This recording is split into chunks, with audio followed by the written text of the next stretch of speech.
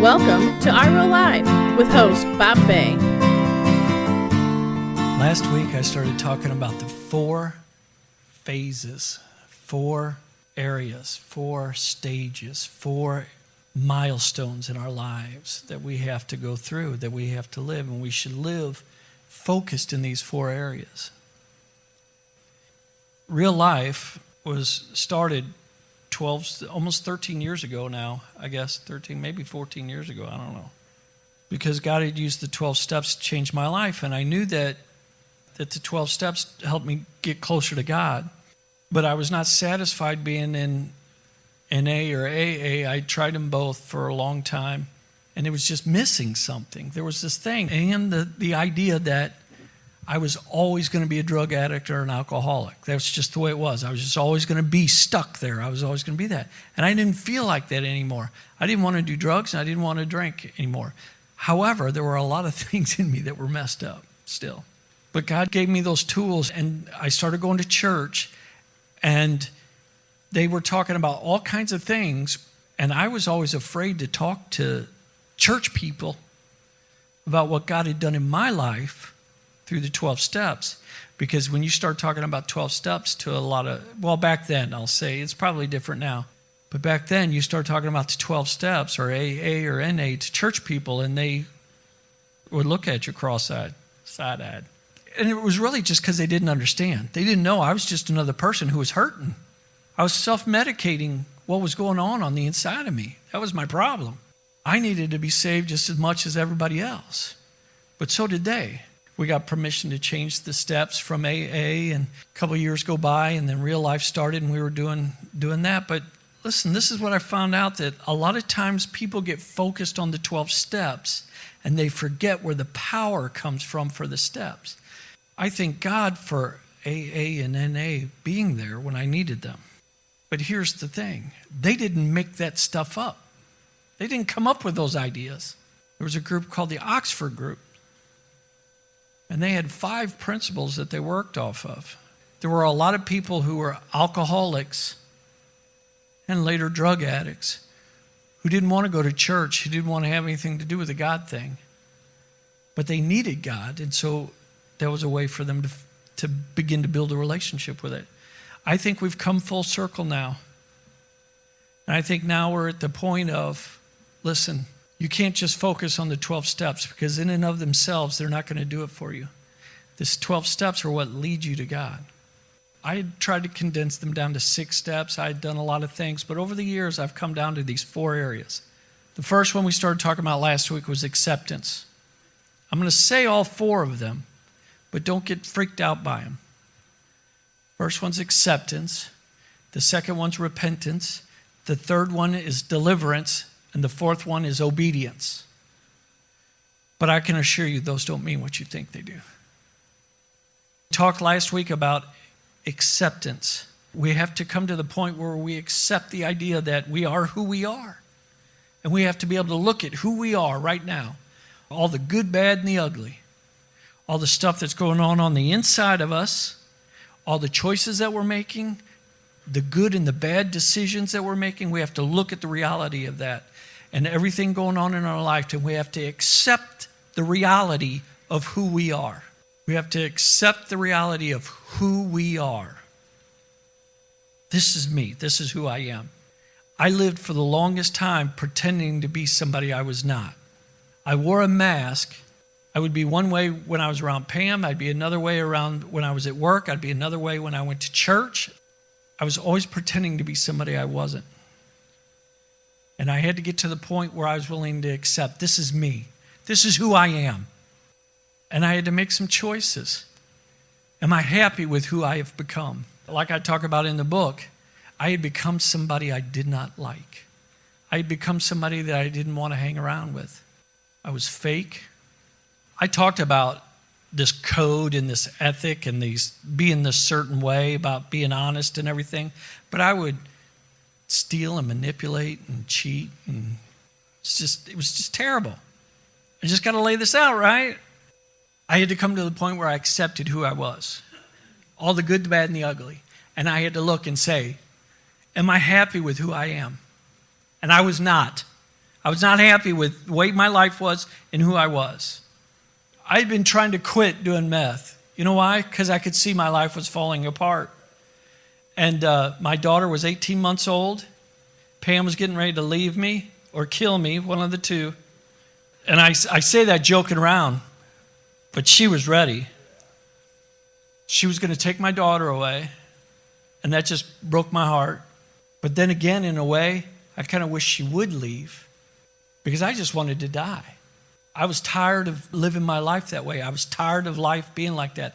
I was tired of having no choice but to go get dope. It's a horrible feeling. No matter where I went, there I was. Everywhere I went, I took me with me. And I was my problem. And so my problem always followed me. And I always thought if I could just start over, if I could just have a fresh start, if I could just do this, if I could just do that, everything would be better. And it never was. But so I came to that point where I was tired, just like you are. I was tired, and I couldn't deal with it anymore. I wanted to die. And actually, there was a point there where I wasn't doing heroin. That wasn't a big thing then. We called it crank, but it was meth. That was the thing then. I just kept doing a little bit more, and I thought, well, I'll just die. There was a couple of people that I knew that died. Everybody was going to prison. You know, they would bust another meth lab, and I'd be like, oh, thank goodness I wasn't there. But so I was tired, and I stopped, and I stepped back, and I looked, and I said, this is who I am. This is the way it is, and I can't live like this anymore. Down inside me, I came to that point where I was tired. I was sick and tired of being sick and tired. And it was in that moment that I had this encounter with God. The sky did not open up. The clouds did not part. I was not struck by lightning. I did not hear heavenly voices or anything. I thought I was having a nervous breakdown because something was going on. I just knew that every time I heard the word God, everything would calm down and I would be okay. But then it would start spinning out of control again. I knew he was real suddenly. And from being a kid, I understood that Jesus, the story of Jesus, and that he had died on the cross. I came to the point of saying, God, if you're real, you got to do something. I didn't know what he would do. I said, you have to do something. And I had this encounter with him, and he orchestrated a set of events. One thing, my brother disappeared. My brother had told me that he was going to rob this dealer. And I said, you can't do that. I know he's got guns. You just can't do that. He's like, he won't, it'll be fine. He won't even know I'm coming. 2 days later, he disappeared. I was like, he's dead. He got him. And I couldn't go see because if I go walking up and my brother had tried to rob him, he would shoot me before I even got close enough to do anything about it. So I couldn't go down there, and I was just devastated. I was devastated. A couple of days later, I get a phone call. Turns out he had checked himself, my brother had checked himself into treatment center. And I was like, that's awesome, dude. He's going to make it. He's going to make it out. He's going to survive. I figured I wouldn't. He ended up tricking me into going to my first meeting with him. So God orchestrated all of that stuff because I had gotten to the point to saying, God, if you're real, you have to do something. But I had to be watching. It wasn't like I was going to suddenly go down to church and everything was going to be different. He started doing things and I was just like along for the ride. So this was the second part of the acceptance. I had to accept that God was real and that he would take care of me. I want to say I had to accept that he loved me, but I couldn't even, there's no way at that point I could accept that God loved me. God was real and he knew everything. He knew who I was. And there was no way that God could love me. But what I didn't know is he did. He did. He knew what was going to happen, but that doesn't mean he ordained it to happen that way. He knew what you would do, the choices you would be faced with, and he would allow those things to happen so that we would come to the point of choosing him. I have to fast forward now. If we go to Luke chapter 15, if you guys get my book and you read my book, you'll see I had an encounter with God 2 years before I got sober. He gave me an opportunity to get clean, and I didn't take it. Luke chapter 15. And this is the story of the two sons. You guys ever heard the story of the prodigal son? I say it's the story of the two sons now because I heard a guy talking about it, and he says it because both sons were messed up in the story. In verses 1 through 16, I'm just going to give you the paraphrase. This rich guy has two sons, and the one son goes to his dad, and he says, listen, can I have my inheritance now? And so the dad gives it to him, and he goes to a far-off land, and he wastes all the money on prostitutes, drinking, and what it says is riotous living. He spends all this money, and he runs out of money, and he ends up having to, in verse 16, it says, and he would gladly have filled his stomach with the pods that the swine ate, and no one would give him anything. He ends up spending all the money, and he ends up getting a job. This is a Jewish person who pigs are unclean to them, and he ends up having to feed the pigs. And he wanted to eat what even the pigs would eat, but nobody would give it to him. And so this is where we're at in verse 17. It says, but when he came to himself, he said, and I'm reading the New King James Version, but when he came to himself, he said, how many of my father's hired servants have bread enough to spare, and I perish with hunger? I will arise and go to my father's, and I will say to him, Father, I have sinned against heaven and before you, and I am no longer worthy to be called your son. Make me like one of your hired servants. This is what we're talking about right here, the two parts of it. He came to himself. He realized where he was at. He realized everything he had done. He realized that he had totally messed up, wasted all of it. And he accepted that. Listen, this is where I am. I'm starving to death out here. And he said, my father can help me get out of this mess. He had to go back to his father. Now, in this story, Jesus is telling the story. The father actually represents God. And so he's going to go to God. This is a story for us that Jesus is saying. And so this is what he says. And he arose and came to his father. But when he was still a great way off, his father saw him and had compassion and ran and fell on his neck and kissed him. And the son said to him, Father, I have sinned against heaven and in your sight, and I am no longer worthy to be called your son. He didn't have time to come and say, Dad, I'm so sorry, I messed up. I messed up towards God. I just really messed up. He didn't have time to do all of that because his dad saw him afar off. Why did his dad see him afar off? Because he was looking for him. He missed him. And so his dad met him, and before he even had really a chance to say anything, his dad had compassion on him before he had a chance to say he was sorry and everything. And his dad hugged him. And so he says, listen, I've sinned against you and against God. But basically what he's saying is, listen, this is who I've become, and you're my only answer. That's the acceptance word. We have to walk in the idea, and this is not an easy thing. It seems real easy, but it's not an easy thing. We have to walk in the idea of, I am who I am right now because of the circumstances and situations that have happened in my life, and because of the choices I've made.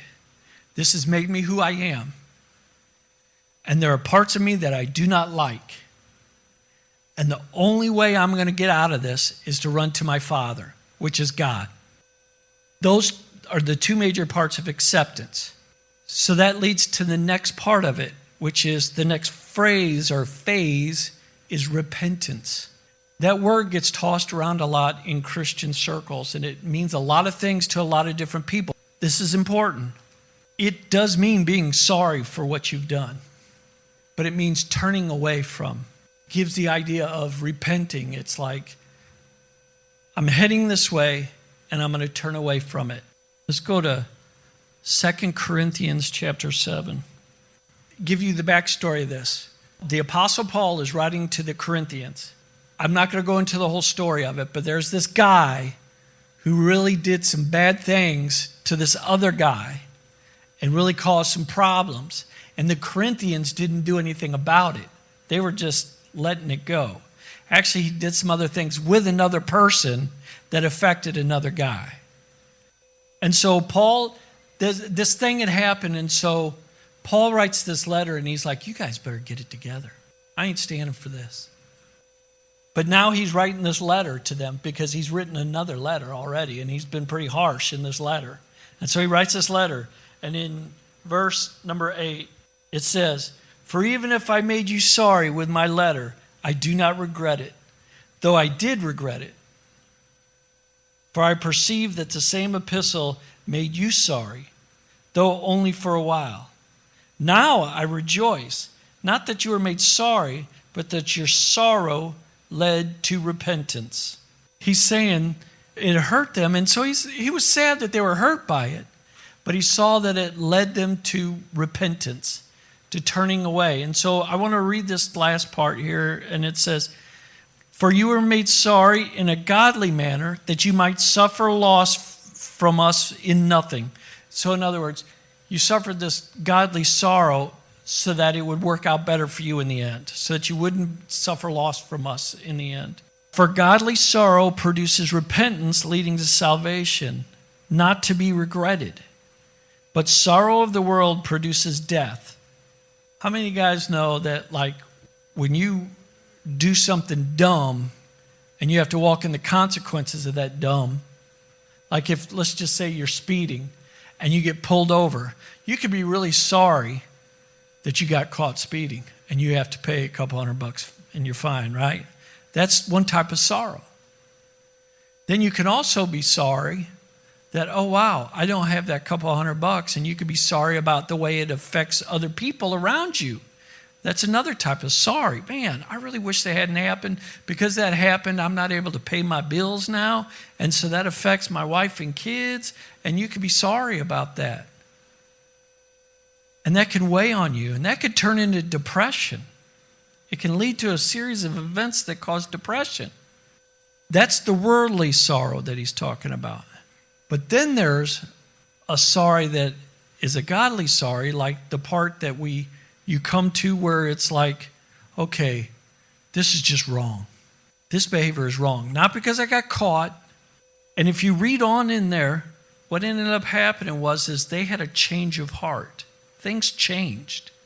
They didn't want to let all of this stuff go on. They didn't want to let this crazy behavior happen. They stepped out and said, hey, wait a minute. No, enough is enough. They were sided with Paul, and they said, listen, we're not going to allow this to happen. There was a change that happened. And so why am I saying that? In talking about this repentance, we have to come to a point in our lives, and this is an ongoing thing. I still have to walk in this today. Almost 35 years after I quit doing drugs, I still have to walk with this mindset. This way of behavior is not right. And so I have to be able to go to God and say, God, I'm sorry about this. And I have to do everything in my power to turn around and stop doing that, to stop doing that behavior. I say everything that I can because this is the next word. And we're going to pick up talking about this next week. This is the next word. It's called deliverance. Because what ends up happening is after you hit this point of acceptance and then you come to the point of repentance, something happens on the inside of us and we receive deliverance. In other words, God will change something inside of us and cause things to be different. I had people tell me, well, Bob, after I had like 5 years clean, actually, I can say this, that my brother had relapsed after a couple of years. And we were having this conversation, and he said to me, because I had not relapsed, he said, Bob, maybe you just weren't an addict, and that's why it was so easy for you. And I was like, dude, you were there when we were stealing all of that stuff to go buy drugs. You were there when I destroyed everything. You saw what was happening. You were part of it. But what had happened was something had changed inside me. And God was doing things on my behalf to deliver me from all of that. He was delivering me from the consequences of it as well. Many times what ends up happening is God will come in and begin to deliver us from the consequences of those choices we make. But we start seeing all that, and it's like, well, hey, I got away with it this time. Maybe I can do it again. And we go back to it, and we keep going back to it, and keep going back to it. But there comes a point where God says, you've made your choice, and there are going to be consequences. And they could be eternal consequences. You've made your choice. You're going to have to walk in that now. You're going to have to walk through it. And that's one of the things, well, I'll never pick up a beer now. After 34 years, I could probably drink a beer and not be a problem. But why would I want to take the chance? Why would I want to do that? And walk in those consequences. So we got 2 more phases of this and how all of this fits together. If you look at the steps and you break it all into sections, steps 1 through 3 is that accepting God as your higher power and accepting that you're not capable of doing it in and of yourself. That's the powerlessness, the denial, all of that stuff. Steps 4 and 5 are the part of really getting to look at who you really are, accepting who you are and what you've done, and then being able to go to God and receive that forgiveness from it. The processes that go on are the next part leading to deliverance and obedience. Deals with the last 6 steps, 7 through 12. Thanks for listening. Please comment and subscribe for upcoming podcasts. To order your copy of My Real Life, go to the Take Action page at our website, reallifeministries-stl.com, or go to Real Life Ministries STL on Facebook.